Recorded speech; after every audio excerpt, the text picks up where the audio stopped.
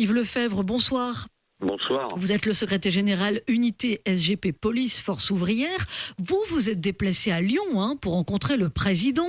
Alors, est-ce qu'on peut dire ce soir vraiment que la coupe est pleine ? Oh, j'irai pas jusque-là.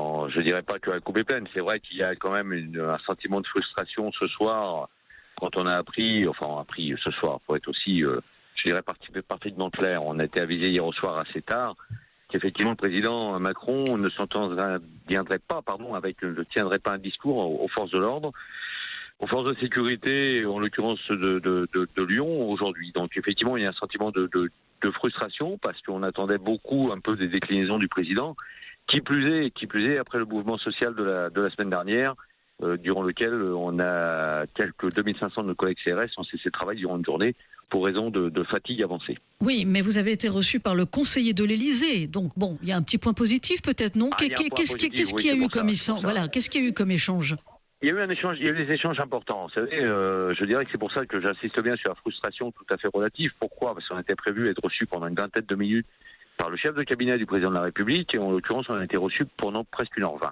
Donc on a largement allongé cette entrevue, et on a abordé des points essentiels. Les points essentiels aujourd'hui, c'est le temps de travail des policiers, la fameuse réforme des cycles de travail des policiers, pour laquelle on ne voit absolument encore rien venir. Je dirais, on patine, passez-moi l'expression, mais on patine dans un choucroute depuis trop longtemps, avec une volonté plus ou moins affichée de la direction centrale de la sécurité publique, et quand même plus que moins, de mettre un frein à tout ça, cette réforme à laquelle aspirent tous les policiers aujourd'hui, tous les policiers de police secours, tous les policiers des brigades anticriminalité.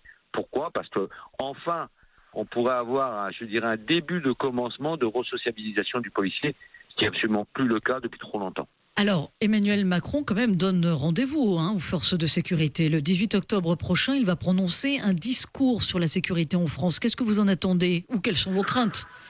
Mes craintes, j'ai pas de crainte à proprement parler. Vous savez, j'entends bien évidemment, je dirais le président aujourd'hui, quand même, fait ce qu'il a dit qu'il aurait fait. Voilà. Donc, nous, il nous avait annoncé la police de sécurité du quotidien.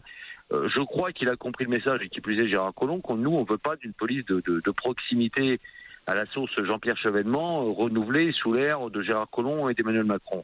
Donc, des craintes, non. J'attends de voir quelles vont être ses orientations. Il y a beaucoup de projets sur la table. On parle d'une réorganisation complète de la police nationale. Bien évidemment, sans redéploiement, parce que ça, ce matin, j'étais très ferme, j'ai pris avec le chef de cabinet, en disant pour nous, il est inconcevable qu'à un seul instant, dans l'esprit du président du ministre de l'Intérieur, on puisse penser à quelconque fermeture de commissariat. Ça, on ne l'acceptera pas, on ne l'a jamais accepté, donc c'est certainement pas maintenant qu'on va commencer à le faire. Mais par contre, on parle de réorganisation des services, oui, de mieux organiser les services pour justement être dans une politique, je dirais, du donnant-donnant. Nous, on donne un peu sur l'organisation, et vous nous donnez également sur le temps de travail et surtout sur la capacité à nos collègues de pouvoir enfin concilier vie professionnelle et vie familiale. Vous savez, on est rendu à 32 suicides depuis le début de l'année.